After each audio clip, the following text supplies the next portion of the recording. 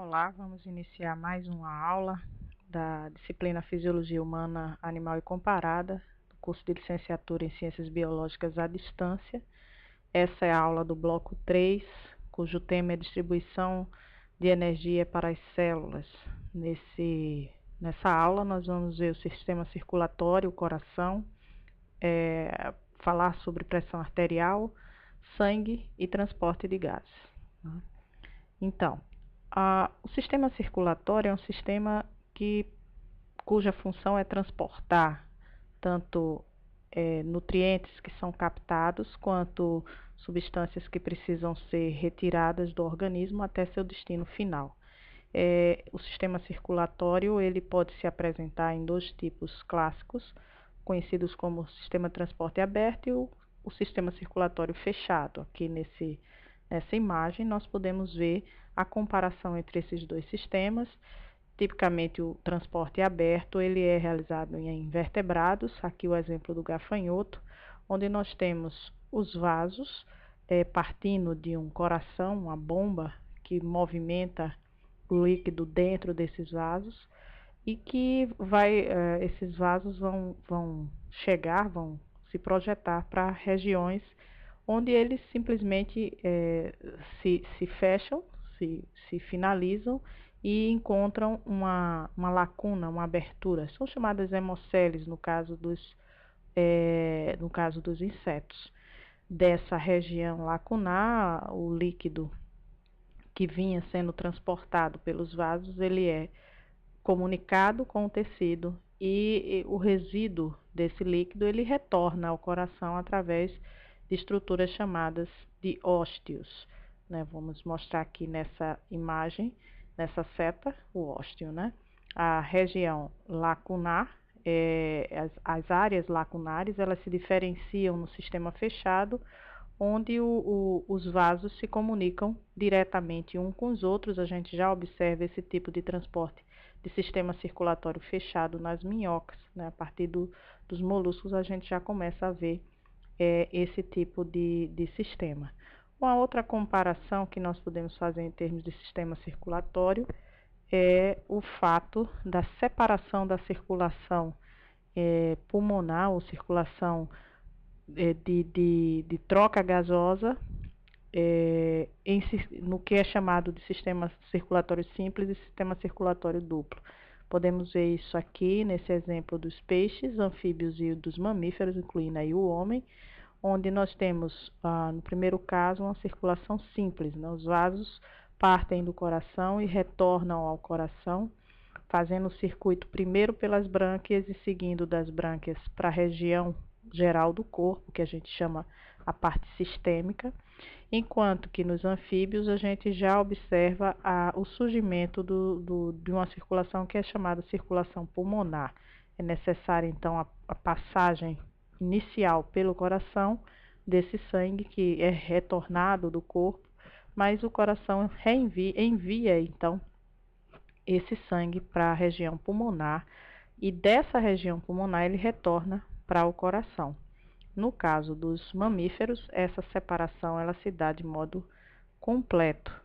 A gente vê aqui nos anfíbios a diferença entre a circulação pulmonar, a seta de cima, e a circulação sistêmica, a seta embaixo. Circulação pulmonar também chamada de pequena circulação e a circulação sistêmica de grande circulação. Ora, o sistema circulatório ele é formado por grandes vasos e pequenos vasos também. É um circuito. A gente usar esse nome circuito, vamos fazer uma analogia aqui com os circuitos de carro, de Fórmula 1, onde você tem uma pista por onde percorrer. Pois bem, os vasos formam uma pista por onde o sangue trafega, o sangue vai percorrer todo o nosso corpo. E esse circuito, ele vai se diferenciar, aí, como a gente já falou, numa circulação pulmonar ou pequena circulação e numa grande circulação ou circulação sistêmica. Esse circuito ele só é percorrido graças a um movimento, graças a uma força de bombeamento desse sangue que está contido nesses vasos. Essa força, esse bombeamento vem do coração. Por isso que principalmente em humanos, a gente chama esse sistema de cardiovascular e não apenas circulatório, em função da grande importância, da fundamental importância do coração para esse sistema efetivamente funcionar. A gente vê aqui o circuito humano, né? E vamos percorrer, fazer o caminho desse circuito, se vocês puderem acompanhar, né? Principalmente lembrando que esse nome circuito representa, quer dizer, quer falar de um caminho, né? A gente observa aqui nessa figura, nessa grande figura, nós temos um lado colorido pela cor vermelha e outro pela cor azul, são representações do sangue mais rico em oxigênio e do sangue pobre em oxigênio, que a gente costumou chamar arterial e venoso. Preciso ter cuidado apenas com arterial e venoso para não confundir também os nomes dos vasos, porque as artérias, elas conduzem sangue arterial, mas as artérias pulmonares conduzem sangue venoso, né? As veias conduzem sangue com pouco oxigênio, que é chamado sangue venoso, mas as veias pulmonares carregam sangue oxigenado, né, após o percurso no pulmão. Então, a gente observa, vamos observar aqui a pequena circulação, a partir dessa seta, né, indicando a circulação pulmonar, e a gente observa que esse sangue que está aí, ele veio de onde? Ele veio do lado direito do coração. Se a gente observar aí, estão denominados o átrio direito, por onde chega, o sangue está chegando pelas veias cavas superior e inferior, no átrio direito, comunicado para o ventrículo direito e deste sendo impulsionado para a artéria pulmonar, e essa artéria leva esse sangue para os pulmões, né? Lá a gente encontra uma rede de capilares, essas redes trançadas que a gente está vendo ao longo da figura representam redes de capilares. Se vocês lembrarem, vocês já sabem disso, os vasos, eles vão, à medida que vão se afastando do coração, eles vão diminuindo o seu calibre. Então, você tem os vasos mais calibrosos, aqueles que estão associados ao coração, e os vasos menos calibrosos, os capilares, a gente vai falar disso mais adiante, eles estão associados aos tecidos. Uma vez que o sangue percorre esse circuito pulmonar, essa circulação pulmonar, ele retorna então para a circulação sistêmica. Ele retorna primeiro pelas veias pulmonares para o átrio esquerdo. Do átrio esquerdo o sangue é encaminhado para o ventrículo esquerdo e este vai então ter o grande papel de ejetá-lo para toda a circulação do nosso corpo, que é chamada circulação sistêmica. Ele vai fazer isso através da aorta, né, um grande vaso que nós temos. A aorta, então, vai se ramificar inicialmente numa porção ascendente e uma porção descendente. A porção ascendente vai irrigar toda a parte da nossa cabeça, pescoço e cabeça, e a parte descendente, todo o nosso corpo e membros, né? Então, a gente vê aí todas as subdivisões da parte abdominal da aorta, que vai formar a artéria hepática, as artérias renais, as artérias pélvicas, e todo esse circuito cada vez mais se ramifica em capilares para irrigar os tecidos, as células que o compõem. O coração, então, o grande músculo cardíaco, também chamado miocárdio, a gente fala já sobre isso também, tem a função de bombear, de manter esse sistema funcionando, manter o sangue circulando. E aqui nós temos nessa imagem muito bonita, essa figura, relatando justamente esses vasos que estão associados diretamente ao coração. Então, a gente vê que o sangue chega por grandes veias. Essas veias estão representadas, né, aí em azul, um pouco em azul, né, no caso a gente está vendo a veia cava superior chegando na primeira seta, chegando ao átrio direito, e nessa seta mais longa, representando aí, apontando a veia pulmonar que está trazendo o sangue para o átrio esquerdo, que é uma região bem menor do coração. O sangue sai pelas artérias, a maior dela, mais calibrosa, a aorta, que vai alimentar todo o nosso corpo através da circulação sistêmica.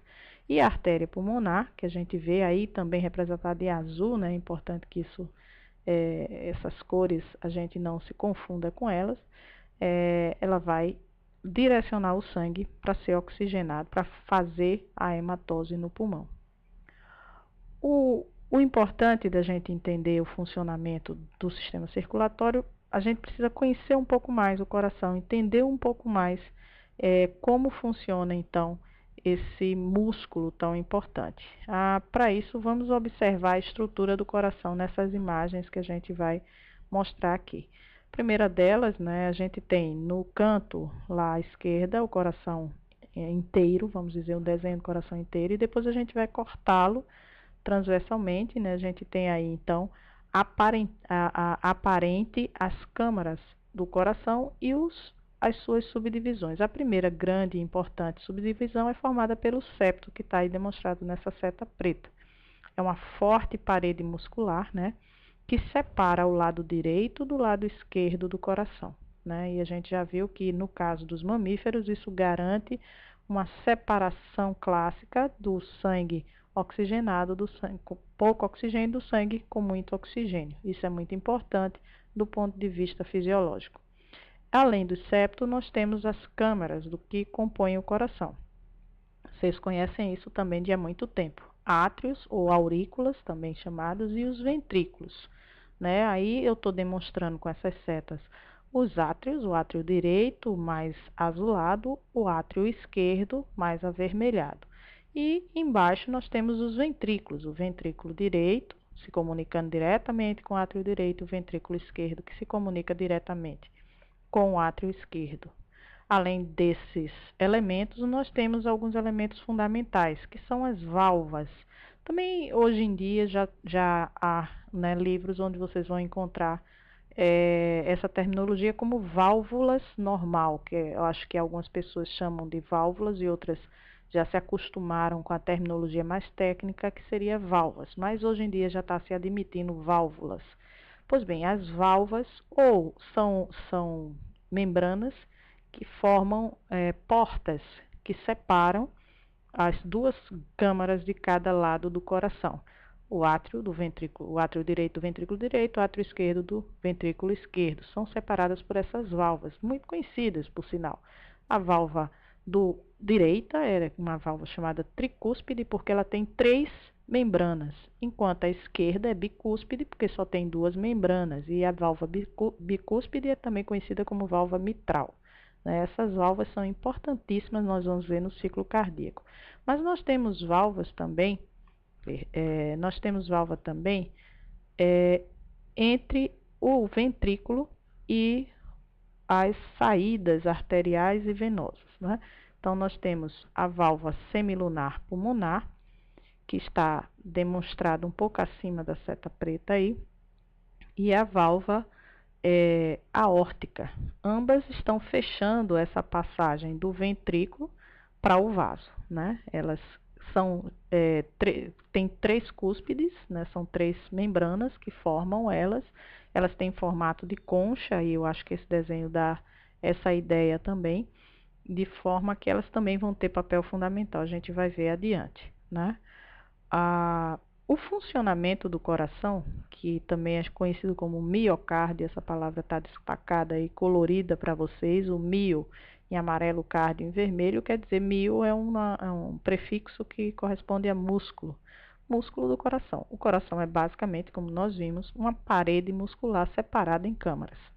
Essa parede muscular, como é o músculo, todo músculo a gente tem essa ideia de contração. O músculo faz movimento, ele tem a capacidade de se encurtar.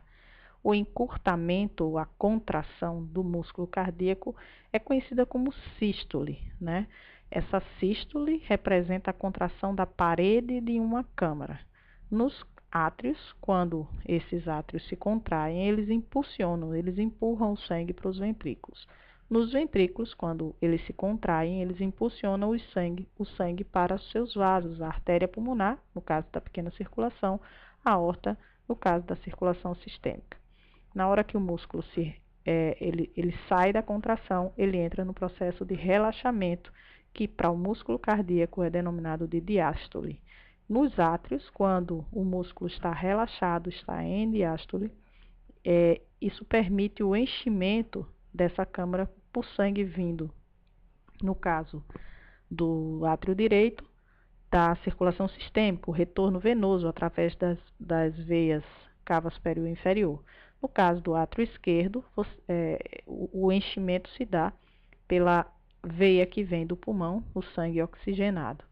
Nos ventrículos, a diástole permite seu enchimento justamente com o sangue que está chegando nos átrios, cai para dentro deles. Vamos olhar agora um ciclo cardíaco completo. Observando que esse ciclo cardíaco, ele vai ser visto em câmera lenta, por isso que eu coloquei essa nuvenzinha lá em cima mostrando ali, olhando tudo em câmera lenta, né? É bem câmera lenta mesmo, nós vamos ver passo a passo o que ocorre no coração num ciclo só, é um batimento só, a gente não vai ver mais do que um batimento aí, né? O começo aí nessa seta preta, tá aí representada, eu quero que vocês também prestem atenção nas figuras, lendo, né, cada indicação que ela apresenta. Então, a gente vê no primeiro quadrinho lá em cima, número 1, que esse coração que está indicado pela seta preta, ele está no final da diástole. Acabamos de ver que a diástole é o relaxamento. E, na verdade, todas as câmaras aí estão em relaxamento. Se a gente olhar para dentro do coraçãozinho, nós vamos ver essas pequenas setas pretas que indicando o movimento do sangue. No caso do lado direito, a gente vê uma seta superior e uma seta inferior, representando veia cava superior, veia cava inferior. E mais uma seta que vai para dentro do ventrículo direito. Significa o sangue está chegando, fluindo para dentro do átrio e do átrio diretamente para o ventrículo. Ele simplesmente passa. Da mesma forma, do lado esquerdo, nós temos o sangue chegando das veias pulmonares, né, pelas veias pulmonares, adentrando o átrio esquerdo e fluindo diretamente para o ventrículo esquerdo. Mas eis que, num segundo momento, aí a seta apontando, nós temos o início da contração do miocárdio. O miocárdio, a gente vai observar nesse ciclo, ele não se contrai como um todo, mas ele se contrai em partes. Isso é muito importante vocês saberem. A gente tem o início da contração a partir dos átrios, e a gente vê aí na seta preta, essas câmaras estão representadas já com movimento, né, apontado pelas setas vermelhas, e as câmaras cheias de sangue, né? Nesse momento elas estão ainda com sangue, e além do sangue que fluiu para o ventrículo, elas agora vão se contrair, as câmaras atriais ou auriculares vão se contrair e impulsionar o restante desse sangue para dentro do ventrículo. Ora, uma vez que o ventrículo está recebendo sangue, observem que ele já está um pouco mais arredondado. Por que ele está arredondado? Porque ele está recebendo sangue, então ele está se enchendo. Aí nós vamos para o próximo passo desse ciclo, o item 3, que é chamado de contração ventricular isovolumétrica. Observe esse nome, isovolumétrica. Não se deixe intimidar por esse nome. O que isso quer dizer? Iso é igual, volumétrico é volume. Acontece que o sangue que veio do átrio após a contração assístole atrial encheu o ventrículo. E o ventrículo ele começa a se contrair. Veja, acabou a sístole atrial e agora começa a sístole ventricular. Daí que eu falei para vocês, a contração do coração se dá em partes. A sístole ventricular, e aí a gente observa as setinhas pretas dentro do coração, ela começa muito interessantemente do ponto final do coração, que a gente chama ápice, essa ponta do coração embaixo, ela começa dessa ponta para cima. A contração é diferente, é de baixo para cima. Por que ela é de baixo para cima? Se vocês observarem a saída dos ventrículos, né, as artérias por onde o sangue vai passar, elas estão no topo do ventrículo. Então, se o ventrículo começar a contrair de cima para baixo, não vai ter funcionalidade para expulsar, para ejetar o sangue. Então, essa contração se inicia de baixo para cima. Ora, mas quando ela começa, o primeiro efeito que ela vai ter é fechar aquelas portinhas que nós vimos separando átrios de ventrículos, as valvas ou válvulas. tanto a mitral quanto a tricúspide, elas vão ser fechadas nesse momento.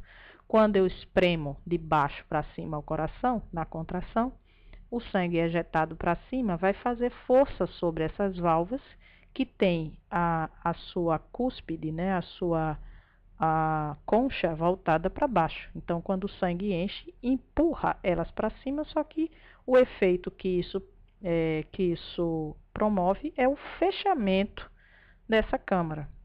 Nesse momento, a força da contração ainda não foi suficiente para abrir as válvulas que fecham a passagem arterial.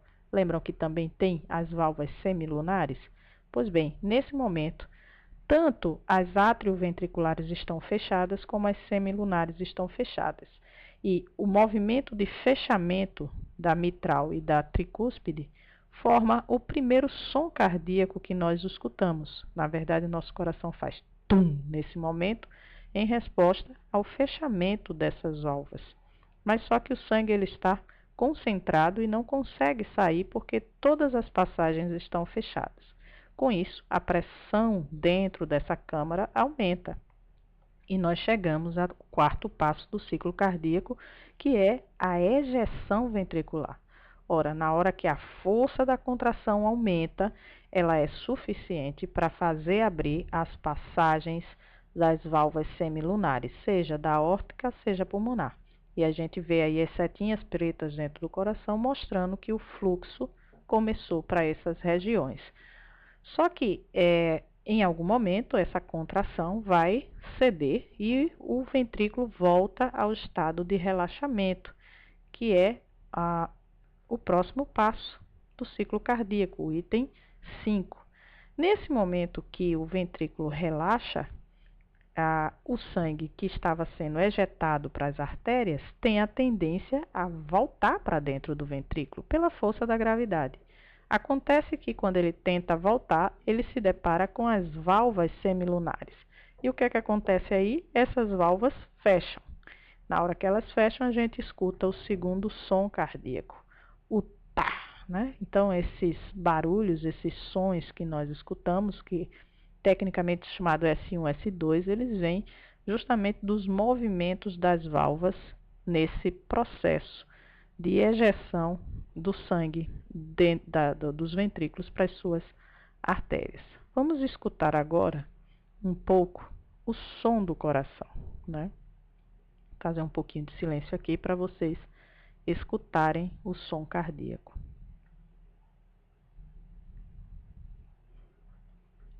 É interessante que nesse pequeno espaço de tempo, o que nós escutamos foram 5 batimentos cardíacos, ou seja, 5 ciclos desse que nós acabamos de repassar aconteceram nesse som, para vocês verem como esse processo ele precisa ser visto realmente em câmera lenta, senão você não entende o que está se passando com ele. Pois bem, o funcionamento cardiovascular, ele depende de 2 processos básicos, que são chamados de retorno venoso e débito cardíaco. Bom, para entender isso, vamos pensar, estamos num circuito, um caminho, né, que o sangue faz ao longo de todo o corpo. E esse caminho, esse sangue, ele o sangue que percorre esse caminho, ele é apenas um veículo. Eu lembro que na primeira aula eu passei a ideia para vocês de um caminhão, que tanto leva alimentos quanto quanto recolhe lixo. O sangue é esse veículo, né? Então o coração tem o papel apenas de impulsioná-lo. Ele é como um motor para que esse veículo caminhe. O veículo é o sangue. Então, se o motor expulsa o sangue do coração, ele espera que esse sangue faça todo o seu circuito e retorne para o coração. É isso que nós chamamos de retorno venoso. Daí que todo o sangue deve retornar ao coração. Ele sai do coração e ele retorna ao coração. E o coração tem que ser capaz de ejetar todo o sangue que chega até ele.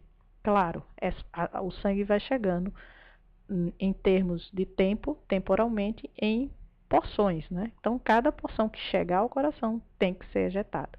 Mas o sangue tem que retornar, tem que haver retorno venoso e o coração tem que ser capaz de expulsar esse sangue. Na hora que há problemas no músculo cardíaco, né, que o músculo se enfraquece de algum modo, ele não vai conseguir ejetar todo o sangue que chega até ele.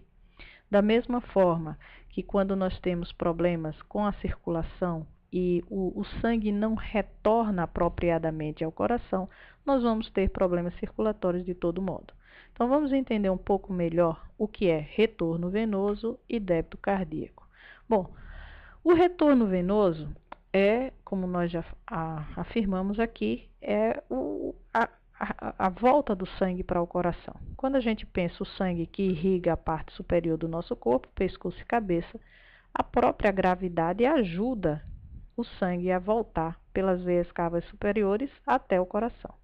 Mas a parte inferior, na parte inferior, o que nós vamos ter é apenas a força do miocárdio, que impulsionou o sangue inicialmente para descer, e precisa se manter para que esse sangue retorne ao coração pelas veias cavas inferiores.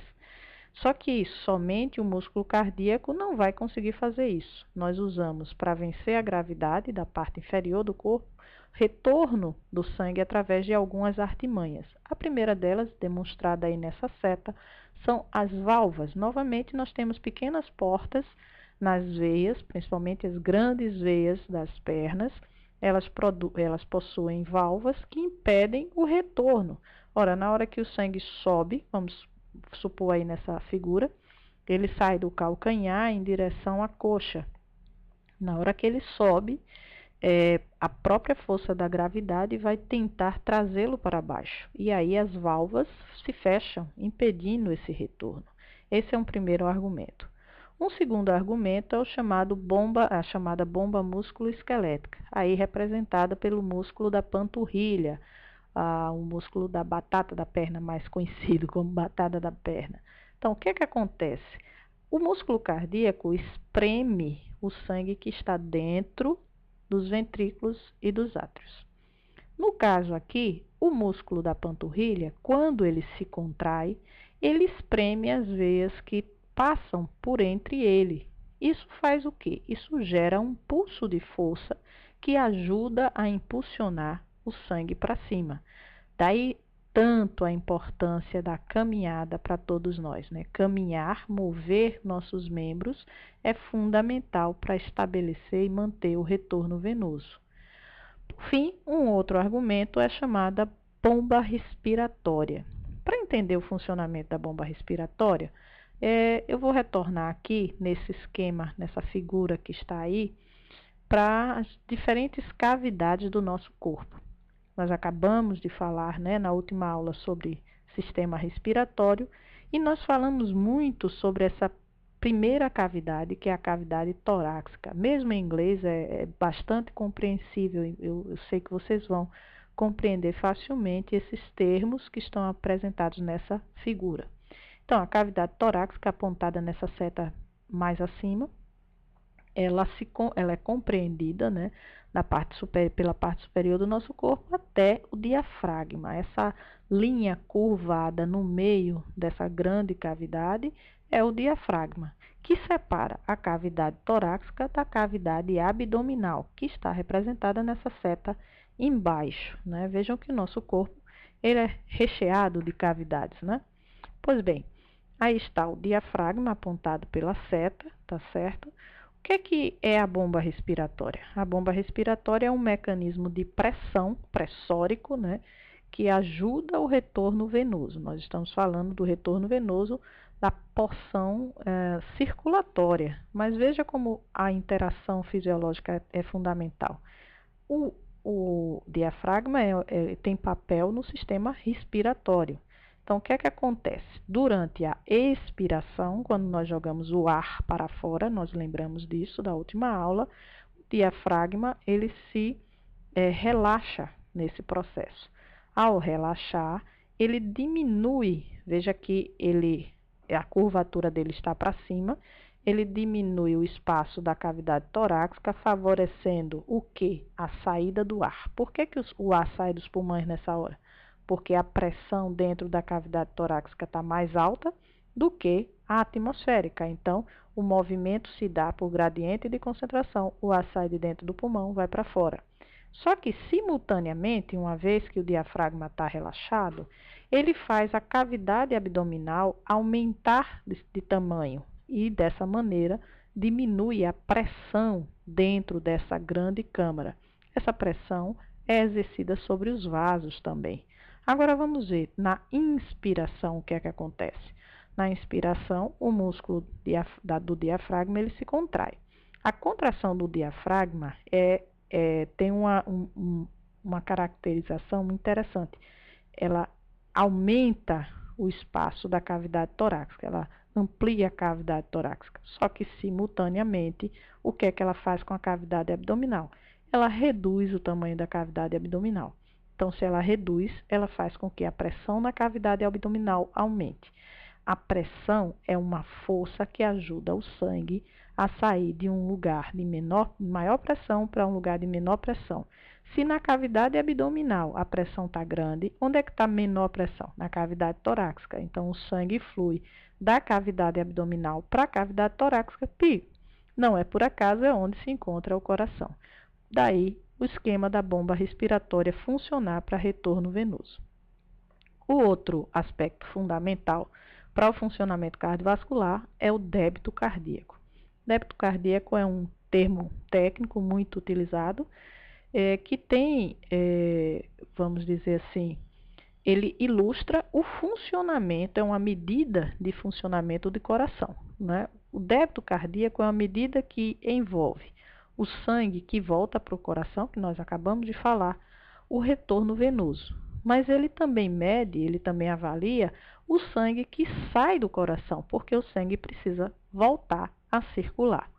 Então, o coração, ele ejeta o retorno venoso a partir dos ventrículos. Essa ejeção aí do retorno venoso é chamada de volume sistólico. Lembram que sístole é a contração do coração. Quando o coração se contrai, a quantidade de sangue que ele consegue ejetar é chamado de volume sistólico. Quanto maior o retorno venoso, ou seja, quanto mais sangue volta ao coração, maior vai ser o volume sistólico. É interessantíssimo isso, mas é muito importante. Isso foi definido e determinado por um pesquisador que cunhou, então, essa lei que é chamada Lei de Frank-Starling, tá? Ora, o que é a lei de Frank-Starling? Ele diz que a força da contração do miocárdio aumenta quando aumenta o retorno venoso. Mas por que que isso ocorre? Vamos olhar essa figura, esse gráfico aqui, né? Gráfico, eu tenho um professor que dizia assim, a gente tem que, quando apresentar um gráfico, fazer como se come papa, pelas beiras. Então, a gente tem que olhar o gráfico, olhar o que é que está representado na abscissa e nas ordenadas, ou no eixo do X, ou eixo do Y. Nós temos que ver o que é que está representado aqui, para não se espantar quando vemos, de repente, uma linha vermelha aí. O que é que isso representa? Bom, embaixo, a linha embaixo, ela representa o estiramento. Estiramento de quem, gente?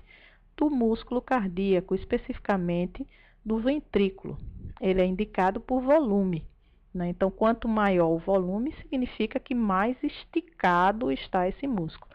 Lembram lá do desenho do ciclo cardíaco, que quando o ventrículo estava se enchendo de sangue, ele ia ficando mais arredondado? O que é isso? Ele vai se estirando. E o que é que tem no eixo vertical? Nós temos a força, indicada pelo volume sistólico. Quanto que o coração tem força para expulsar esse sangue que faz parte, que está contido dentro do ventrículo? Ora, se ele tem muita força, ele vai expulsar muita quantidade desse sangue, né? Porque na hora que ele se contrair, ele vai e expulsa a maior quantidade de sangue possível. Então, a lei de Frank-Starling diz que quanto maior o retorno venoso, que está especificado aqui nessas palavras à direita, a seta para cima, aumento do retorno venoso, o RV, significa que eu tenho mais sangue chegando ao ventrículo. Se mais sangue chega ao ventrículo, mais o músculo vai ficar estirado, porque o sangue tem peso, então ele estira essa porção da câmara cardíaca. Ao estirar, ele favorece a força do músculo. E aí, isso a gente vai ver mais um pouco adiante, o músculo, para a contração dele ser melhor, quanto mais estirado ele ficar, mais ele responde com uma contração efetiva. Daí a gente pode lembrar um pouco dos alongamentos que são feitos quando a gente quer fazer qualquer exercício, né? A gente alonga o músculo para que ele responda melhor. E é isso que a lei diz. Você enche o ventrículo que ele vai responder melhor. O cálculo do débito cardíaco envolve a seguinte matemática. Nós temos em cada sístole, em cada contração ventricular, a ejeção de cerca de 620 ml de sangue. Essa é a quantidade de sangue que vai chegar até a aorta. Isso é o que nós chamamos de volume sistólico. Nós calculamos o débito cardíaco a partir de uma unidade de tempo. Essa unidade de tempo leva em consideração, a gente vai usar um minuto. E quanto que o sangue bate em um minuto? Bom, no repouso, cerca de 80 a 90 vezes por minuto o coração bate. Isso significa que eu vou multiplicar o volume que em cada batimento é ejetado pela frequência cardíaca. Daí eu tenho o débito cardíaco. Esse é o volume de sangue que é considerado como débito cardíaco e que ele fala a respeito da saúde do miocárdio, como o miocárdio funciona, o que dá em torno de 5 litros por minuto. 5 litros por minuto está sendo ejetado na aorta e está circulando no nosso corpo. O débito cardíaco, ele vai se interagir diretamente com outro aspecto do sistema cardiovascular, que se trata da pressão arterial. A pressão arterial, espero que vocês também vejam o vídeo que está disponível na nossa sala de aula, muito, muito bom. É um assunto que é talvez de muito conhecimento em função do quanto que ele é divulgado na mídia. A pressão arterial, na verdade, é uma medida, é uma inferência do funcionamento desse sistema cardiovascular. Toda vez que o ventrículo se enche de sangue, né, no retorno venoso, esse sangue que está dentro dele, esse volume de sangue, que inclusive é chamado volume diastólico, né, até enquanto ele está relaxado, é também chamado de pré-carga, ou seja, é o peso, a carga que ele vai ter que mover. Essa carga vai ter que ser empurrada para passar pelas válvulas semilunares e adentrar na aorta, falando do ventrículo esquerdo. Bom, mas quando o ventrículo se contrai para empurrar essa pré-carga, ele também vai ter que empurrar, a força vai ter que ser suficiente para também empurrar o sangue que já está na aorta, do último batimento, ainda restou sangue ali. Os vasos não devem ficar nunca vazios, eles sempre têm sangue dentro deles. Então, tem um volume de sangue ali que precisa ser também empurrado para frente. Esse volume que está lá na aorta é chamado de pós-carga. Então, a pressão arterial é um indicador justamente dessa pós-carga, ou seja, do quanto de força vai ser necessário para empurrar esse sangue adiante. Na verdade, a pressão arterial, ela reflete o andamento do sangue, né? Então, quando o coração se contrai, essa figura está mostrando aí o coração como essa bolinha número 1, e a porção à direita é a aorta, né? A grande artéria de saída do ventrículo esquerdo. Então, quando ocorre a sístole do ventrículo esquerdo, o jato de sangue que sai dali de dentro, ele expande a aorta com uma certa pressão. Essa é a chamada pressão sistólica, né? Então, essa pressão que expande as artérias. Essa pressão, ela é feita para que o sangue ande. Veja, eu estou colocando ande entre aspas, obviamente, porque estamos falando de movimento. Movimento, andar depende de perna. O sangue não tem perna, vocês sabem disso. Na verdade, para que ele se movimente. todo o sangue tem que se movimentar. Então, se eu quero fazer o sangue que está nessa porção da aorta ir adiante, eu tenho que impulsionar para adiante todos os demais volumes sanguíneos dos vasos subsequentes.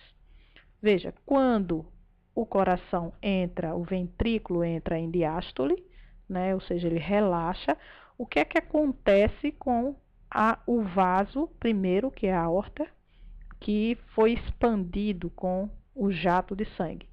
Ora, a aorta é um vaso que tem uma certa resistência, a gente vai ver em função da sua musculatura. E o que ela faz? Ela devolve, ela se contrai. Não uma contração, é uma devolução para o sangue da pressão que ela sofreu com a expansão em função da sístole cardíaca. Então, ela devolve essa força, essa energia para dentro do sangue. Se houver alguma resistência nos vasos ao andamento do sangue, que a gente fala de andamento, mas eu estou querendo falar de fluxo, né? O fluxo é o caminho, é a passagem do sangue.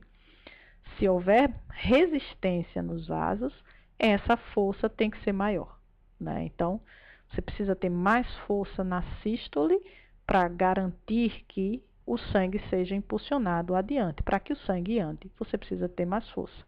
Então, o que acontece é que sístole e diástole, ela forma ciclos de pulsos, e é o que a gente chama de pressão de pulso.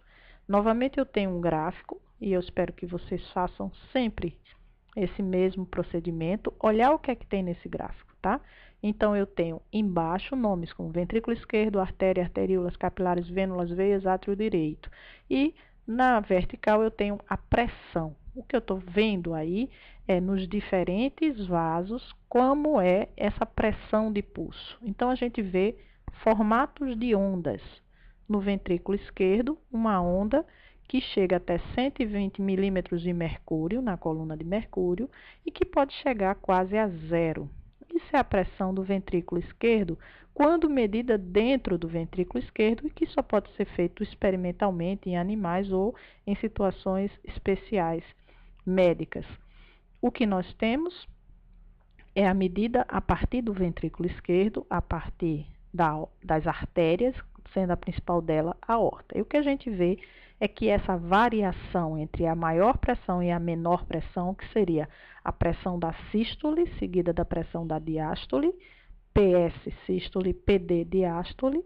Então, eu tenho essa variação bem menor quando a gente chega nas artérias. Ora, por que isso? Porque a artéria nunca vai ficar vazia de sangue como fica o ventrículo, né? O ventrículo, na hora que expulsa, ele expulsa a maior quantidade de sangue que ele puder. E ele pode, com isso, diminuir drasticamente a pressão dentro dessa câmara.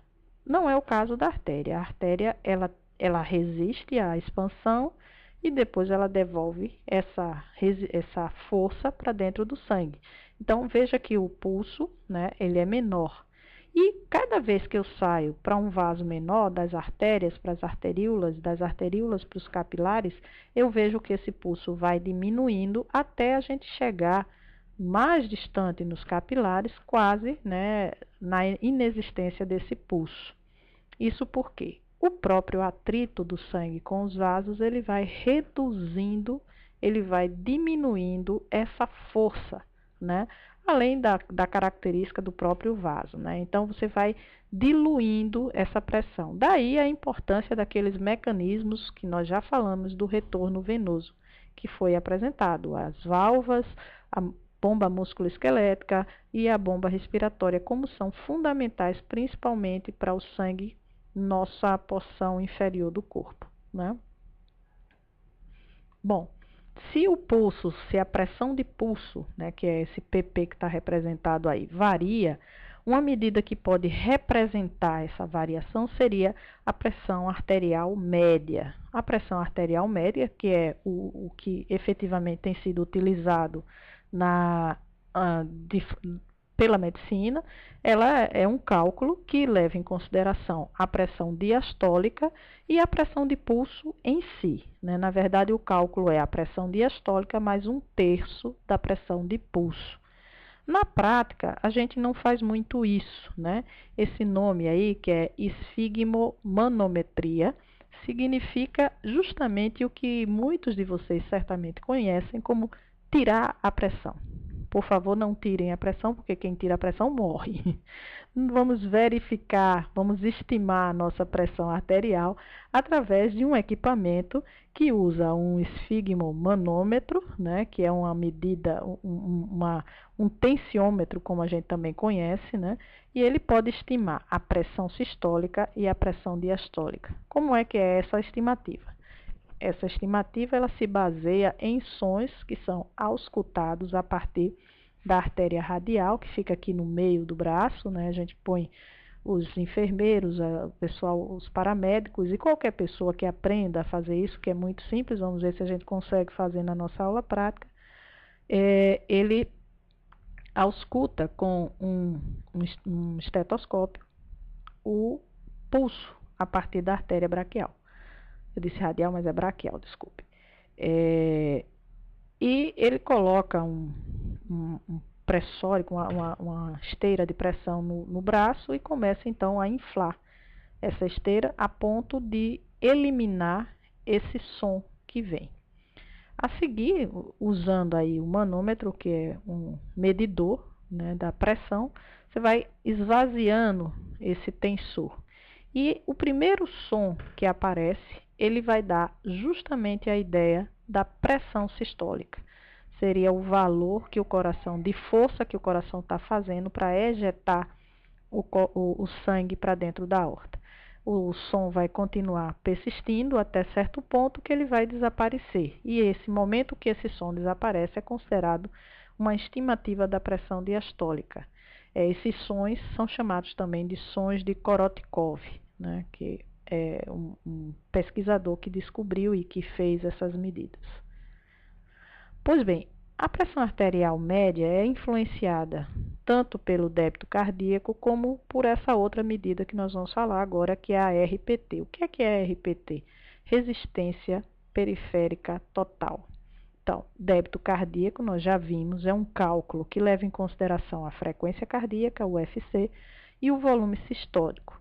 Se a frequência cardíaca é influenciada pela ativação do nosso sistema nervoso autônomo, né, quem não já sentiu uma taquicardia, um aceleramento do coração em determinadas situações, todo mundo já sentiu, então sabe, isso é produto de uma ativação do sistema nervoso que nós vamos ver nas próximas aulas.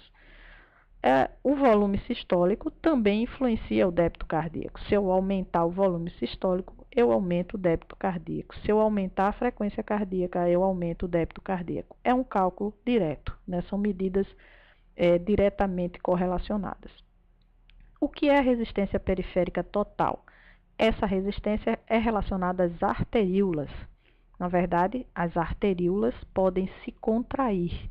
E a contração delas causa uma resistência à passagem do sangue, à passagem do fluxo. Então, lembram que toda vez que o coração contrai, ele impulsiona o que está dentro dele, mas ele tem que impulsionar o que está dentro do vaso. Se o que está dentro do vaso tem dificuldade de passar, tem uma resistência para passar, então temos aí um problema, né? Não um problema, mas uma questão que vai influenciar justamente a pressão arterial média, que é justamente a resistência periférica total. Essa resistência periférica ela é influenciada pelo sistema nervoso, no caso, o sistema nervoso simpático, por hormônios e por fatores locais que são são desencadeados pelo próprio tecido. Vamos olhar especificamente cada um desses. Primeiro, falando sobre a diferença dos vasos, né? Nosso sistema circulatório, ele é uma árvore, né? Uma rede que tem grandes vasos e vasos mais estreitos. Os grandes vasos, artérias e veias, né? Nós temos diferenças entre eles clássicas e importantes. As artérias têm mais musculatura do que as veias, e por isso são chamados de vasos de resistências. Nessa imagem que está apontada pela setinha preta, vocês podem ver que essa camada vermelha no centro do vaso é a musculatura do vaso. Observem agora, comparando com a camada muscular das veias, das grandes veias, que está apontada agora para as setas. Há uma pequena camada de músculo. Daí que os vasos, as veias, as grandes veias, são chamadas de vasos de armazenamento. Eles facilmente se abrem para acomodar a quantidade de sangue que chega e tem pouca potencialidade para se contrair e enviar para diante esse sangue. Mas, na hora que eles são requisitados, eles fazem isso sim. Entre artérias e veias, nós temos as arteríolas, que está abaixo da artéria, e abaixo das veias nós temos as vênulas. Entre eles, os capilares. Os capilares são vasos de troca, formados apenas por um endotélio. O que é endotélio, gente? Lembrar aí de histologia, um tecido composto por células, uma única camada de células. Isso favorece especificamente as trocas, como nós vamos ver adiante. Quando a gente olha o sistema, nessa nova figura aí, que esperamos, né, sempre que a gente utiliza uma figura, nosso objetivo é favorecer a compreensão, por isso vamos olhar a figura como um todo para ajudar na compreensão, né? Essa figura representa o sistema circulatório como um todo, incluindo a circulação pulmonar, a circulação sistêmica. Embaixo, em azul, nós temos aí o caminho do sangue a partir do tecido, que já foi, o sangue já trocou o material com o tecido e ele vem com pouco oxigênio, por isso que ele está em azul. Ele percorre as vênulas e vem mais abaixo, como a gente vê no inferior na figura, as veias expansíveis, ou seja, são vasos de armazenamento, retornando para dentro do coração no átrio direito. O átrio impulsiona para o ventrículo, que por sua vez impulsiona esse sangue para o pulmão, para a circulação pulmonar. Nós vemos aí a rede de capilares pulmonares, onde o sangue chega com pouco oxigênio, ainda azulado, e vai sair oxigenado através da hematose, né, essa representação em vermelho, seguindo para o coração na porção esquerda. Ora, o ventrículo esquerdo, então, ejeta, impulsiona o sangue para dentro da aorta, as artérias elásticas, a gente está representando aí nesse tracejado a elasticidade desse vaso, que está distribuindo o sangue, então, na circulação sistêmica. Ora, o sangue vai percorrer os grandes vasos, as grandes artérias, e desembocar, chegar até as artérias mais estreitas, que são as arteríolas. As arteríolas, nesse caso, nós estamos demonstrando aí, nessa seta, como se elas tivessem parafusos, né, que pudessem controlar justamente o seu diâmetro, ou raio, né? Na verdade, é a capacidade que esses vasos têm de se contrair que vai controlar e regular o fluxo. Veja bem, se eu estreito uma arteríola dessa, o sangue que iria passar por ali vai ter mais dificuldade de passar ali. E tudo que tiver a posteriori dessa arteríola também vai sofrer com a falta desse fluxo. Veja que esse controle da contração das arteríolas, ele envolve o sistema nervoso simpático, que produz o que nós chamamos de um efeito tônico de vasoconstricção.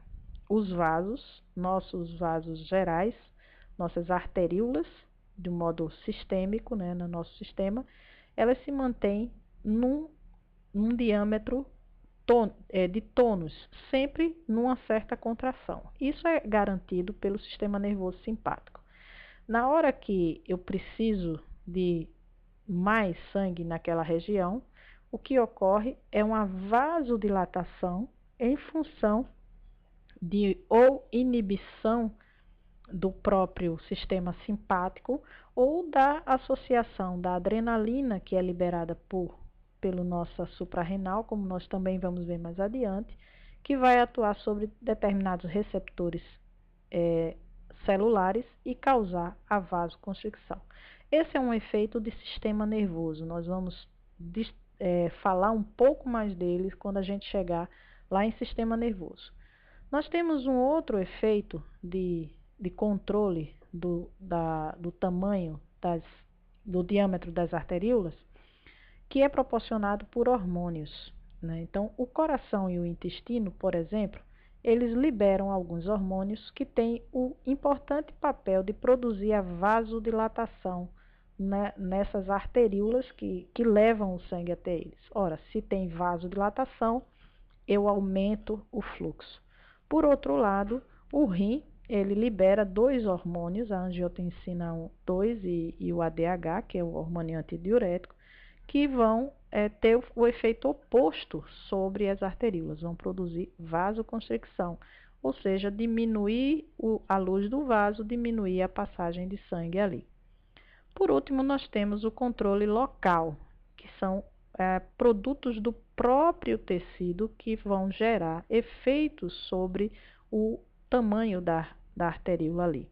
Então, eu tenho no tecido, quando há pouco oxigênio, isso decorre de um aumento do metabolismo. Você está fazendo exercício, o seu músculo está em atividade, ele vai consumir muito oxigênio e, ao mesmo tempo, liberar muito dióxido de carbono. Essas duas informações, redução do nível de oxigênio, aumento do nível de dióxido de carbono, geram a vasodilatação. Um outro processo que ocorre vasodilatação é através da inflamação. Qualquer tecido que tenha qualquer situação de inflamação, ele vai ter como reação uma vermelhidão naquela região, que é produzida pela vasodilatação da região, desencadeada pela liberação de histamina por parte de células de defesa do nosso corpo, gerando o processo de inflamação. Por outro lado, algumas substâncias que são liberadas também pelos tecidos, como esse 5-HT a representação, a sigla para serotonina, eles produzem a vasoconstricção. Mas, em geral, o que nós temos em termos de controle local é produzido muito mais produto maior de vasodilatação. Ora, o controle da contração das arteríolas, se elas estão mais contraídas ou menos contraídas, elas têm impacto no fluxo de sangue para os capilares, né? Então, veja, a seta está apontando a arteríola nesse desenho aí. O que tem entre a arteríola e a vênula, o que está no meio, obviamente é uma representação, é um capilar.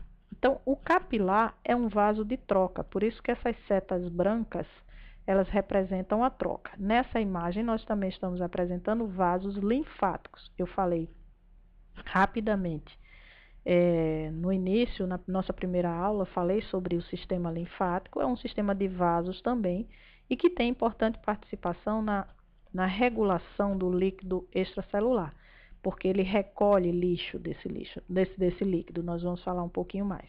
Pois bem, voltando ao controle das arteríolas, vejam, observem que se essa arteríola que a seta está apontada, se ela se contrai, o fluxo de sangue para esse capilar do meio, do centro, vai ficar prejudicado.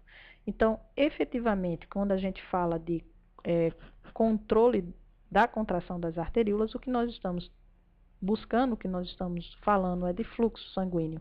Fluxo sanguíneo envolve a microcirculação, e os vasos, tanto capilares quanto linfáticos, e a microcirculação envolve essencialmente trocas. Ora, que trocas nós estamos falando? Novamente apontando aí um desenho, né, uma representação de um capilar com única camada celular, né, o tecido dele é um epitélio simples, e dentro dele a gente tem aí um glóbulo rojo, que está em espanhol, né, mas dá para vocês entenderem aí, glóbulo vermelho, glóbulo branco, o eritrócito, leucócito, plaquetas e outras, além do plasma, que está, né, onde essas substâncias estão sobrenadando. Pois bem, esse fluxo de sangue, quanto maior a área, maior o fluxo. Essa área depende da contração do vaso. Se o vaso está dilatado, a área é maior. Se o vaso está contraído, a a área é menor, então eu tenho menos fluxo. Daí o que nós estávamos falando sobre controle, controle da contração arteriolar, eu estou falando simplesmente de fluxo. Quanto mais as arteriolas se contraem, menos fluxo eu tenho para uma determinada área. Quanto mais a arteríola está aberta, está dilatada, mais fluxo eu tenho para aquela área. Então, entender os elementos que envolvem contrair ou dilatar um vaso é entender como chega e como tem mais dificuldade de chegar sangue a uma determinada área. Lembrando que fluxo é o volume do sangue que transita naquela área. Essas trocas que ocorrem no capilar, as trocas nos capilares, elas envolvem dois processos importantes. Essa figura também, que está representando um capilar, observem que do lado esquerdo o capilar está mais avermelhado, significa a chegada do capilar no tecido, onde ele traz oxigênio, e a saída, né, na porção direita, esse capilar já está mais roxo, né, onde representa um sangue menos oxigenado. Ora, lembrando, o oxigênio é uma das trocas que é feita no tecido, tanto nas células, no sistema, quanto no pulmão. Nós vamos falar um pouquinho mais adiante. Mas além do oxigênio, dos gases, nós temos as trocas, o aporte de nutrientes e a retirada do lixo. Isso se dá por duas funções. A primeira delas é chamada de filtração. Observem a seta preta indicando as linhas, as setas azuis e a linha azul ao longo do capilar, do trajeto do capilar. A linha ela tem uma inclinação, mostrando que esse processo de filtração, na entrada do capilar no tecido, ele é maior e vai aos poucos reduzindo até quase zerar ao final a saída desse capilar do tecido. O que é a filtração? A filtração é a força do sangue no vaso, que empurra todo o conteúdo que está lá no plasma para fora dele, né? Como se fosse quando a gente vai fazer suco, que põe o conteúdo do liquidificador na peneira e vai empurrando. Então, ele empurra tudo para fora do capilar, né? A filtrar, ele está fazendo a filtração. Essa filtração é decorrente da pressão hidrostática do sangue no capilar. E a filtração faz com que as substâncias que estão no plasma sejam carreadas para fora do capilar e adentrem o líquido intersticial. Do líquido intersticial, elas podem, então, serem trocadas para cada célula. Nem tudo passa nessa filtração. No capilar, de um modo geral, as proteínas sanguíneas, as proteínas plasmáticas, elas permanecem no sangue. Isso de um modo bem geral. Quando a gente encontra proteínas, né, na urina, por exemplo, é um sinal ruim. Mas os capilares renais, eles são muito mais abertos do que os demais capilares, justamente porque o papel deles é de troca. A gente vai ver quando falar do sistema renal mais adiante. O outro processo que ocorre, que está representado pela linha vermelha, eu não apontei com a seta, mas vocês estão vendo, tem a linha azul, tem a linha vermelha, que é a absorção. Ora, na sequência, o capilar, o sangue que chega ao tecido, ele vai filtrando para o tecido aquilo que é necessário, é possível para o tecido aproveitar. E, aos poucos, ele vai retirando, absorvendo do tecido aquilo que é preciso sair do tecido e ser levado para adiante. Então, como que essas substâncias vão retornar para o sangue? Elas retornam também através de água. A água é o grande solvente. E a água é atraída de volta para dentro do vaso, porque as proteínas, lembram das proteínas plasmáticas, elas continuam dentro do vaso. E elas formam soluto. Como elas formam soluto, elas atraem a água para dentro do vaso, a água vem trazendo também esses constituintes que estão dissolvidos, diluídos nela, e novamente constitui o plasma. Essas proteínas formam o que a gente chama da pressão coloidosmótica. Não se preocupe com esses nomes, porque coloidosmótico vem de coloide, que é substrato, e aí é a proteína, mas o mais importante nesses slides que eu acabei de mostrar é saber que existe o processo de filtração e o processo de absorção. Se você explicar sem dizer o nome da pressão hidrostática, pressão coloide-osmótica, você está entendendo o fenômeno e não precisa exatamente desses termos para compreendê-lo, né? Apenas tecnicamente é chamado de pressão coloide-osmótica, essa pressão que atrai o líquido de volta para o capilar. Então, essas são as trocas que ocorrem na microcirculação, ou seja, nesse pedaço mais refinado do nosso sistema circulatório, fundamental e essencial para o qual serve o sistema circulatório. E como eu falei, os vasos linfáticos formam, o sistema linfático forma um sistema de circulação próprio, a parte do sistema cardiovascular, onde no qual circula linfa, não sangue, mas a linfa é uma substância que é formada por água, proteínas e bactérias. Essas bactérias são recolhidas, inclusive, do líquido intersticial, retiradas dele, né? E também proteínas e outras substâncias que estejam no líquido intersticial. E o sistema linfático tem papel fundamental para manter o equilíbrio osmótico, né? Aquele equilíbrio dos compartimentos, o líquido intersticial, o líquido intracelular e o plasma, de tal forma que você equilibra a quantidade de água em relação à concentração de substâncias, de substratos nesses compartimentos. Na hora em que esse sistema falha, né, em ajudar o sistema sanguíneo, o cardiovascular, a fazer esse processo ocorrer normalmente, na hora que o linfático não ajuda suficientemente, ocorre o que a gente chama de edema, né? Quem já viu os pés inchados, as pernas inchadas, isso significa retenção de líquido no tecido, ou seja, a filtração ocorreu, mas a absorção não foi suficiente de volta aos capilares, muito menos o sistema linfático ajudou em absorver o excesso de água ou de substâncias que foram ali depositadas, de tal modo que a água é retida no líquido intersticial e forma o que a gente chama de edema. O edema é um sinal de mau funcionamento e precisa ser corrigido, né? Bom, uma das principais trocas que ocorrem na microcirculação, nos capilares, se refere aos gases, o oxigênio e o dióxido de carbono. Claro, nutrientes são fundamentais, mas um dos nutrientes essenciais para a produção de energia é o oxigênio, como a gente já abordou na aula passada. Para entender a troca, né, de oxigênio, tanto na microcirculação sistêmica quanto na pulmonar, é preciso entender um pouquinho de sangue, né? O que é o sangue? A gente vai fazer um flash sobre sangue aqui. Essa figura, ela apresenta dois esquemas, um do lado direito e outro do lado esquerdo, da composição do sangue, né? O sangue, quando separado em seus constituintes, ele é formado pelo plasma, ou que a gente também já vem chamando várias vezes o leque P, que na verdade é um veículo líquido para nutrientes e outras substâncias que a gente precisa retirar do sangue, o lixo.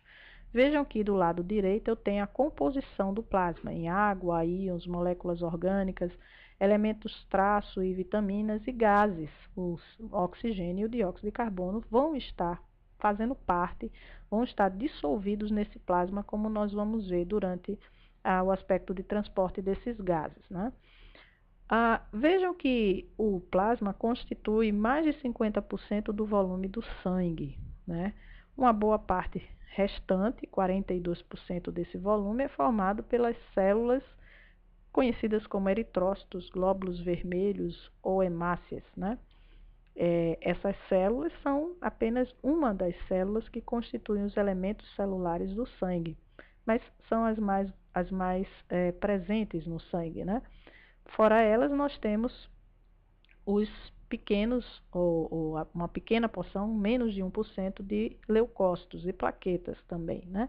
Essa porcentagem aí dessas células de defesa do nosso organismo que vocês vão ter oportunidade de explorar em outras disciplinas, né? Os linfócitos, monócitos, neutrófilos, eosinófilos e outras células de defesa do nosso organismo. Pois bem, As células que compõem esse pequeno percentual de 1% de células dos leucócitos e mais 48% dos eritrócitos, todos são formados a partir de células-tronco que existem continuamente na medula óssea.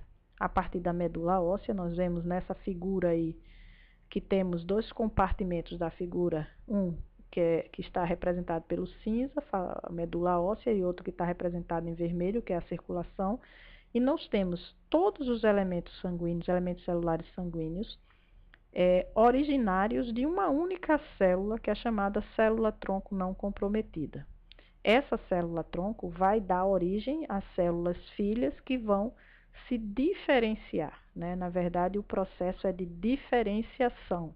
Essa diferenciação está a cargo, ela ocorre a partir da influência de fatores. No nosso caso, o maior interesse aqui é a formação do eritrócito ou do glóbulo vermelho.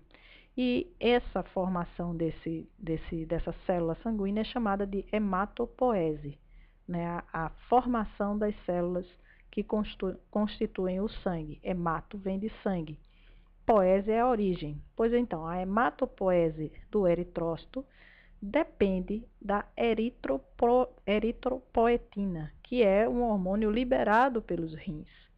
O rim tem o importante papel de regular a produção das hemácias, dos eritrócitos. Ora, essa substância liberada pelo rim vai atuar na medula óssea. Atuar de que maneira? Diferenciando a célula-tronco em, primeiro, né, na sequência, se vocês observarem a primeira linha à esquerda, né, na linha de diferenciação, a formação do eritroblasto. Esse eritroblasto vai ser liberado para a circulação, ainda não como glóbulo vermelho, mas ao ser liberado para a circulação, fazer parte do sangue, ele sai da medula óssea, vai para dentro do sangue, ele passa a ser chamado de reticulócito. Depois de 24 horas, em torno de 24 horas, ele amadurece formando o eritrócito. Bom, eritrócitos que vêm dos reticulócitos, como está mostrado aí nesse slide, em 24 horas é amadurecida a partir da presença da vitamina B12 e do ácido fólico, duas substâncias que precisam estar no nosso organismo para que os eritrócitos sejam formados de forma eficiente. São células que duram 4 meses, têm uma vida útil de 4 meses e não se reproduzem, depois elas são descartadas. Isso por quê? Porque elas não têm núcleo. São praticamente um saquinho cheio de enzimas e hemoglobina. Hemoglobina é um pigmento, aqui está representado por HB, né? Esse pigmento dá a cor desse glóbulo, por isso que é chamado de glóbulo vermelho. Quando essas hemácias vão passando nos finos capilares, elas vão se deformando. Algumas delas vão se destruindo. E quando elas passam no baço, né, na circulação através do baço, elas vão sendo eliminadas, elas vão sendo selecionadas, as que estão ainda saudáveis e as que não estão, e sendo descartadas e os resíduos são liberados, né, são dissolvidos. O resíduo da hemoglobina forma a bilirrubina, que é um pigmento que vai estar presente tanto nas fezes quanto na urina. Aqui nessa figura nós temos, através da seta, a representação de uma hemácia deficiente, uma hemácia falciforme, que é uma patologia comum que acontece, né, quando a gente tem quando se reconhece a anemia falciforme, que é justamente as hemácias em forma de foice, como essa que está representada aí. O que acontece é que a célula, nesse formato, ela não é tão eficiente para a sua função, que é, basicamente, o meio de transporte para o oxigênio. Os eritrócitos, eles vão participar essencialmente do transporte do oxigênio, embora eles também participem do transporte do dióxido de carbono. Para a gente entender esse transporte, a gente vai voltar um pouco ao sistema respiratório. Como a gente falou já no sistema respiratório, a respiração é um processo de captação de oxigênio e liberação de dióxido de carbono. Essa captação e liberação ocorre através da ventilação. Novamente temos um esquema, um gráfico aí. A seta está apontando diretamente para uma representação do alvéolo, que está representando aí a ventilação, que é a primeira troca produzida pela respiração. A troca entre a via aérea e os alvéolos. Entra oxigênio, sai dióxido de carbono. Essa ventilação, essa troca de oxigênio e dióxido de carbono também depende do fluxo correto do sangue, tanto no pulmão quanto nos tecidos. Voltemos agora para a ponta da circulação. Se os vasos estão, se o fluxo de sangue está chegando aos alvéolos, então é possível que as trocas ocorram entre o alvéolo e o sangue. Se o fluxo está chegando no tecido, é possível que as trocas entre o tecido e o sangue aconteçam. Esse fluxo, esse transporte e fluxo correto dos gases depende essencialmente das diferenças de pressões parciais no ar e no sangue. Vejam bem, no ar a gente está falando do alvéolo. O alvéolo contém ar, né? E no sangue eu tenho um meio líquido onde esses gases vão estar passando. Então, gente, vamos olhar agora essa nova figura e novamente parar e entender primeiro a figura. Para que as trocas de gases aconteçam, seja entre o alvéolo e o sangue, seja entre o tecido e o sangue, a gente não tem, como eu sempre falo, são substâncias que não têm pernas. Elas não saem andando de um ambiente para outro. As substâncias saem de um ambiente para outro através de um movimento que se dá a partir de uma força. No caso, a força de concentração. O ambiente mais concentrado, do ambiente mais concentrado, vai para o menos concentrado. Então, para a gente entender esse fluxo de troca, vamos primeiro entender a figura. Aqui eu tenho nas setas apontadas o alvéolo. Essa porção meio círculo em cima representam os alvéolos. Aqui embaixo eu tenho os tecidos e no centro eu tenho a circulação, o sistema circulatório. Então veja, eu tenho o sistema representado simbolicamente e sinteticamente aí. O sangue que circula na circulação pulmonar, passando no alvéolo, ele desce, ele faz um círculo e vai para a circulação sistêmica. Eu não estou representando o coração, é uma representação simplificada e simbólica da circulação. Mas nessa representação a gente vai poder entender como se processam as trocas. Vamos primeiro olhar a hematose. O que é a hematose, gente? É a oxigenação do sangue. Então, veja que a primeira troca que ocorre, depois que o alvéolo está cheio de oxigênio, vamos olhar lá em cima, lá no alvéolo, tem escrito assim, PO2, 100 milímetros de mercúrio. Essa é uma medida da pressão parcial do oxigênio. Significa que o alvéolo está cheio de oxigênio. Logo abaixo da setinha preta, a gente vai ver um PO igual a 40. Isso está dentro do sistema circulatório no sangue que está vindo do tecido. Então, o sangue que vem do tecido, ele está com a pressão parcial de oxigênio muito baixa. Quando ele se aproxima do alvéolo, o que é que vai acontecer? Uma troca. Ora, se a pressão parcial de oxigênio no sangue está baixa e ela está alta no alvéolo, pelo movimento do gradiente de concentração, o oxigênio sai do alvéolo e entra no sangue, de tal modo que o sangue, ao passar pelo alvéolo e ao sair do pulmão, ele sai com a PO2 de 100%, de 100 milímetros de mercúrio. Ou seja, 100% a gente pode falar também assim.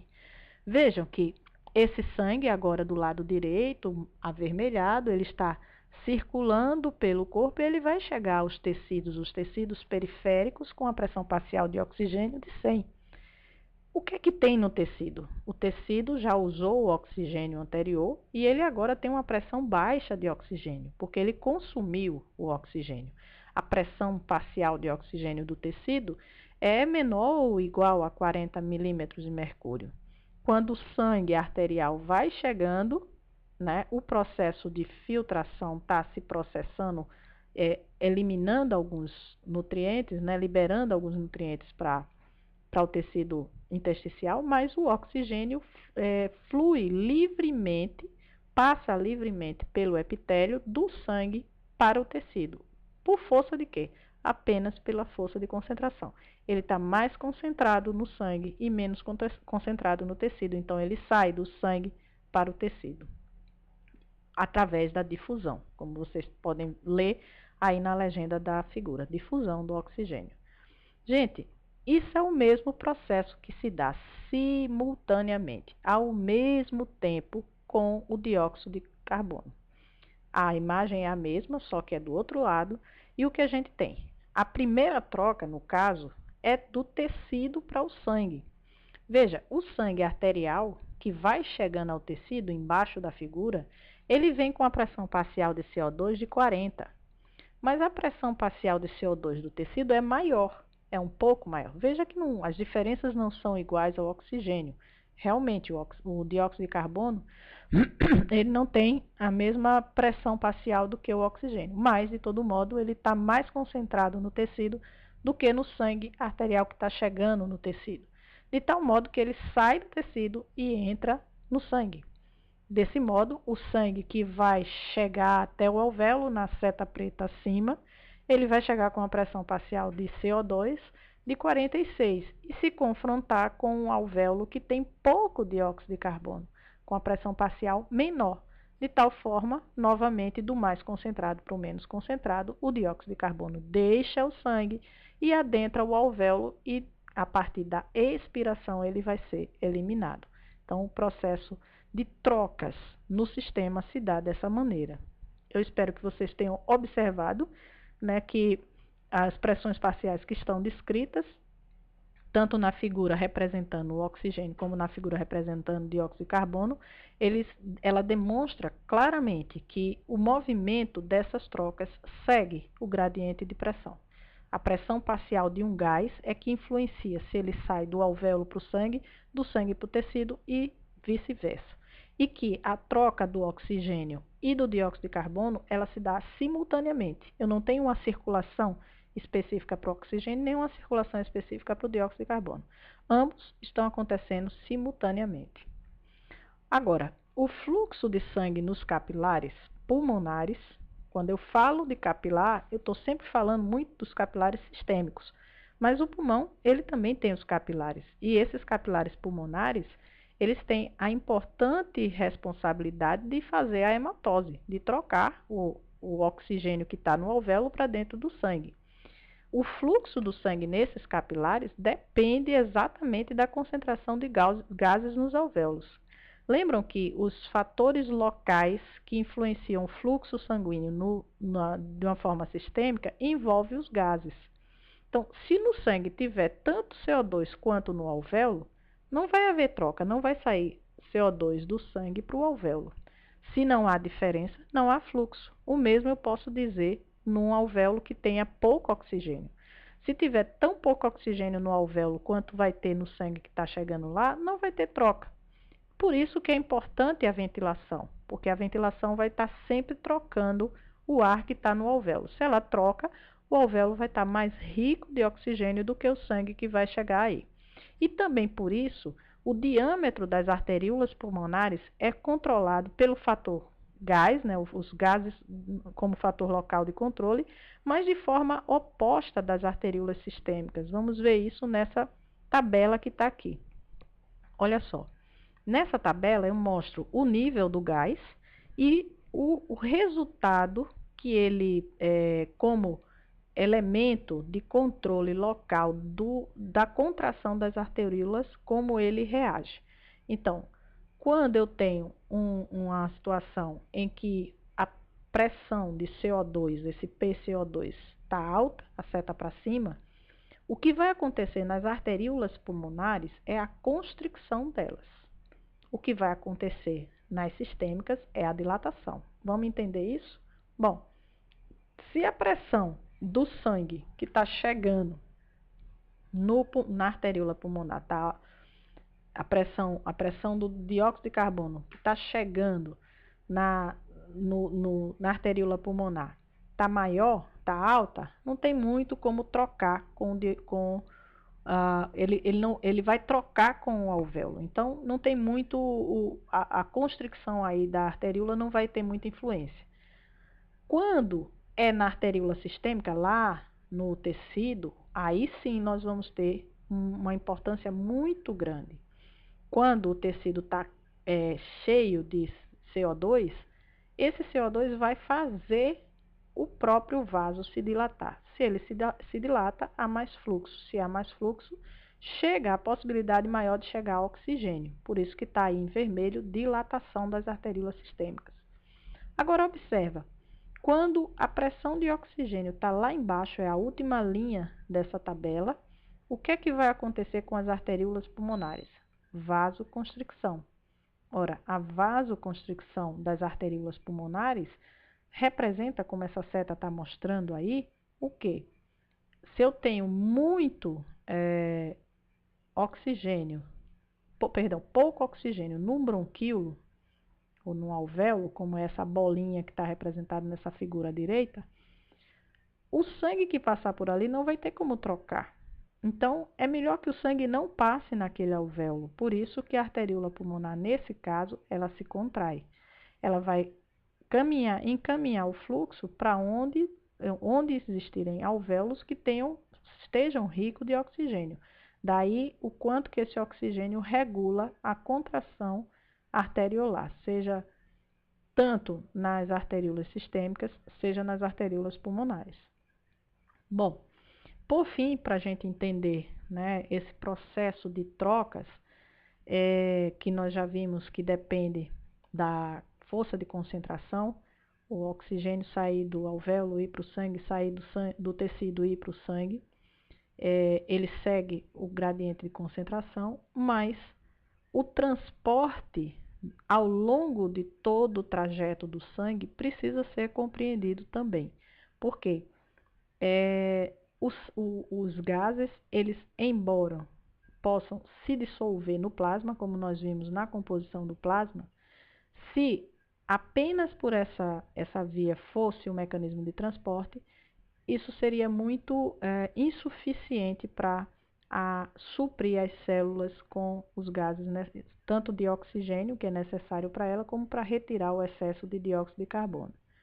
Por isso, o transporte é feito por outro mecanismo. Novamente, apresento aqui uma figura e peço primeiro para a gente entender a figura. Essa figura está representado o alvéolo aí pela seta vermelha, ou pela seta preta, o alvéolo em azul, né, essa meio círculo à esquerda.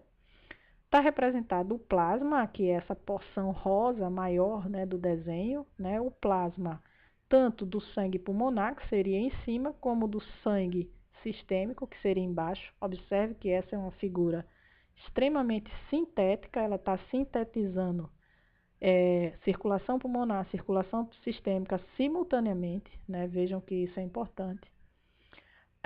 E também o eritrócito, que são essas elipses vermelhas sinalizadas pelas duas primeiras setas, o eritrócito que sai do pulmão, o de cima, e o eritrócito que está chegando ao tecido, o de baixo. E o tecido, que seriam as células que compõem os diferentes tecidos do nosso corpo, que está representado em bege. Tendo compreendido a figura, vamos entender então o transporte de oxigênio. Como é que esse transporte acontece, né? Esse transporte acontece no plasma, 2% do oxigênio que é transportado pelo sangue vai dissolvido no plasma, mas a maior parte é transportada dentro do eritrócito. E dentro do eritrócito, através da sua associação com a hemoglobina, né? E esse mecanismo de saída do alvéolo para o plasma, do plasma para o eritrócito, ele segue novamente a direção da concentração da concentração parcial do gás, né? Então, vamos ver como é que isso acontece. No pulmão, o O2 sai do alvéolo para o plasma. O O2 do plasma, ele vai para o eritrócito. Veja, tem mais oxigênio no alvéolo do que no plasma. Então, o oxigênio sai do alvéolo para o plasma. Como ele sai, ele vai enchendo o plasma, vai chegar um momento que o plasma vai ter mais oxigênio do que o eritrócito. Então, o que é que vai acontecer? Ele sai do plasma e entra no eritrócito. Acontece que o eritrócito, aquele saquinho cheio de enzimas e hemoglobina, ele vai imediatamente fazer a associação desse oxigênio com a hemoglobina, formando o que a gente chama de oxihemoglobina. Esse composto de oxihemoglobina, né, ele é responsável pelo transporte do oxigênio em 98% do volume de oxigênio. Veja, na hora que eu tenho oxihemoglobina, eu não tenho mais oxigênio. Então, isso faz com que mais oxigênio saia do plasma e entre no eritrócito e se transforme em oxihemoglobina. Enquanto o sangue está passando pelo pulmão, está passando pelos alvéolos, esse processo está se repetindo. Na hora que a gente chega no tecido, nas células periféricas, o que é que vai acontecer? O tecido tem menos oxigênio do que o plasma, então ele retira do plasma o oxigênio que ele precisa. Ora, se o plasma perde oxigênio, o eritrócito vai perder o oxigênio que está dentro dele para o plasma e do plasma esse oxigênio vai para a célula. Veja, é um caminho oposto do que foi feito quando o sangue estava passando pelo pulmão. Agora, vamos pensar no transporte de CO2. É a mesmíssima coisa, a imagem é a mesma, só que invertida. Agora eu estou mostrando o tecido em cima e o alvéolo embaixo, porque esse transporte começa a partir do tecido. Quando eu tenho a concentração de CO2 maior no tecido, esse sai do tecido e vai para o plasma. O plasma aqui, ó, gente, só alertar que o plasma está representado em azul aqui. Esse CO2 que vai para dentro do plasma, uma parte dele vai continuar dissolvido no plasma até chegar no pulmão, 7% do volume de transporte do CO2. Outra parte vai entrar na hemoglobina, ou no eritrócito, na hemácia. Essa parte que sai do plasma, está representada nessa primeira seta, uma parte dele vai se associar à hemoglobina. Ora, a hemoglobina acabou de soltar o oxigênio, ela está solteira, entre aspas, ela se associa, ela pode se associar com o dióxido de carbono, formando a carbaminohemoglobina, esse composto químico que representa 23% do transporte do CO2. Essa associação dióxido de carbono e hemoglobina, ela é uma associação da mesma forma que a oxihemoglobina, que se associa quando tem muita possibilidade. Na hora que eu preciso, na hora que eu tenho uma concentração, uma diferença de concentração lá fora menos CO2, o CO2 se libera dela, né? Assim como o oxigênio também se dissocia. A palavra é dissociação. Pois bem, uma parte, né, como eu já falei, vai ser transportada por essa associação e outra parte ela vai seguir um outro caminho químico. O CO2 que entrar no eritrócito, ele pode, a partir da presença de uma enzima chamada anidrase carbônica que tem no eritrócito, ser transformado a partir de processos químicos em bicarbonato. O bicarbonato, esse HCO3, ele vai, uma vez formado dentro do eritrócito, ser transportado para o plasma e vai ficar dentro do plasma até chegar a uma situação em que a concentração de CO2 seja menor, de tal maneira que esses processos sejam revertidos, todos eles. Então, o bicarbonato que foi para o plasma, ele retorna para dentro do eritrócito, reverte-se a equação, a reação que formou essa substância, assim, se libera o dióxido de carbono no eritrócito dele, vai para o plasma, e do plasma ele volta, e aí, no caso, ele entra no alvéolo para ser eliminado. Então, ele reverte todas as reações que tinham acontecido até então. Então, bom, chegando ao final dessa aula, o que a gente tem, né, de grande resumo do que foi visto, que foi falado aqui, é que nós vimos inicialmente os tipos de sistema circulatório, aberto, fechado, separação completa ou incompleta, mostrando que cada animal, cada linha evolutiva, a partir das suas necessidades, desenvolveu mecanismos importantes para fazer os substratos de produção de energia chegar a todas as células do corpo. Em todos os casos, nós vimos a necessidade de uma estrutura que bombeasse esse sangue. E essa estrutura, no caso dos mamíferos e principalmente do humano, é um coração. Esse coração, ele impulsiona o sangue que está nos vasos a partir do que a gente conheceu como ciclo cardíaco. O ciclo de contração, sua sístole, e o relaxamento das câmaras cardíacas, a diástole, né? Sístole e diástole são fundamentais para fazer com que o sangue tanto chegue, preencha as câmaras cardíacas, como ele possa ser ejetado e ser impulsionado ao longo das duas circulações possíveis, a circulação pulmonar, a circulação sistêmica. Para que o sangue flua de forma, e que seja impulsionado pelo coração e flua de forma correta, dois fatores são importantes, que é o retorno venoso e o débito cardíaco, como nós falamos. Todo o sangue que circula no nosso corpo, ele precisa retornar ao coração para ser novamente ejetado. Retornar ao coração para que ele ejete para ser oxigenado no pulmão, retornar ao coração para que ele seja, então, liberado, seja impulsionado para todas as nossas células do nosso corpo. O débito cardíaco é uma medida que avalia como isso está funcionando, né? Ele leva em consideração o quanto que o coração está batendo por minuto, a frequência cardíaca, e o volume que esse ventrículo consegue ejetar. É uma medida que avalia o funcionamento cardíaco, muito importante para se acompanhar o funcionamento desse sistema. Nós vimos que a pressão arterial é um sinal também de funcionamento do coração, e como os vasos estão permitindo o fluxo desse sangue por eles, né? Embora a gente tenha um mecanismo de medição da pressão arterial através dos tensiômetros conhecidos, a gente sabe viu que essa é uma medida estimativa da pressão que é necessária para o coração expulsar o sangue de dentro do ventrículo, e a pressão diastólica, que seria o quanto que os vasos resistem à passagem desse sangue. Essa pressão que a gente conhece como 12/8, né, que é comum, seria 120, sendo 120 milímetros de mercúrio a pressão sistólica, a força máxima do coração, e 80 milímetros de mercúrio seria a pressão encontrada quando o coração então relaxa, significando a passagem do sangue pelos vasos, né?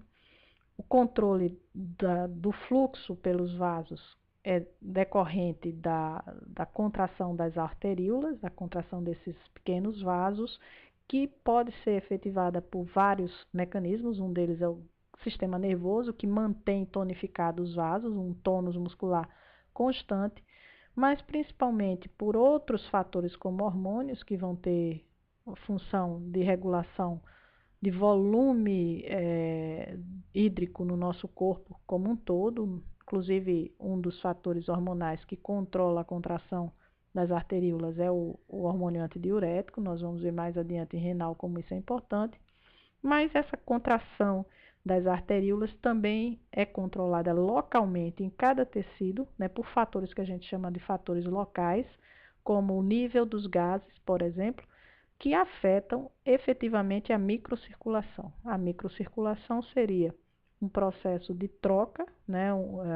Na verdade, microcirculação é representada pelos pequenos vasos, os capilares, né? Nos capilares é onde nós temos as trocas, as importantes trocas entre tecido e sangue, alimentando as células daqueles nutrientes essenciais para a produção de energia, a fundamental importância do sistema circulatório. Essas trocas elas podem ser mais efetivas quando o fluxo sanguíneo está mais abundante, ou seja, quando o sangue chega em maior volume para um tecido. Quando o sangue chega em menor volume, a troca ela de certo modo, prejudicada. Então, por isso é importante saber quais os mecanismos que regulam a contração das arteríolas e, com isso, por sua vez, o fluxo sanguíneo que chega até os tecidos. O fluxo sanguíneo, o sangue especificamente, ele traz, né, ele tem como na sua composição os eritrócitos, que para nós é essencial conhecer e saber, né, das suas características em função de seu papel no transporte dos gases. O eritrócito ele faz 98% do transporte do oxigênio através da associação da hemoglobina, seu pigmento, com esse gás. Ele faz 43% do transporte do CO2 também pela associação com hemoglobina, mas ele promove eu falei 43%, mas é 27%, né, de transporte de CO2 e ele promove a reação que forma o bicarbonato, que aí sim é o principal mecanismo de transporte do CO2, né, 70% do volume de CO2 que é transportado no sangue assim. As trocas do sangue, do alvéolo para o sangue, do sangue para o tecido e vice-versa, nós vimos, dependem das pressões parciais dos gases, né, seguindo o gradiente de concentração. Os gases fluem de um lugar para outro mediante essa pressão parcial deles em cada um desses compartimentos. Espero que vocês tenham conseguido acompanhar a aula e aproveitem para ler o material que está disponível na biblioteca do curso e também os outros instrumentos de estudo, né, como os vídeos que estão disponíveis para então realizar a atividade de avaliação dessa semana, tá? Então, até a próxima.